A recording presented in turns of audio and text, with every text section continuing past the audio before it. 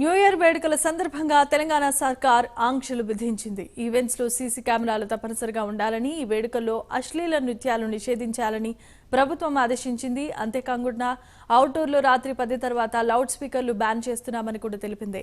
పబ్లు, బార్లలో మైనర్లకు అనుమతి లేదు. వేడుకల్లో డ్రగ్స్ వినియోగిస్తే కఠినమైన చర్యలు తీసుకుంటామని కూడా పోలీసులు హెచ్చరించారు. తాగి వాహనం నడిపితే 10,000 జరిమానా, 6 నెలల జైలు శిక్ష విధిస్తాం. మైనర్లు వాహనాన్ని నడిపితే యజమానిపైన కేసు నమోదు చేస్తామని పోలీసులు తెలిపారు. ర్యాష్ డ్రైవింగ్ పై వెహికల్ యాక్ట్ కింద కేసులు నమోదు చేస్తామంటూ కూడా పోలీసులు హెచ్చరికలు జారీ చేశారు.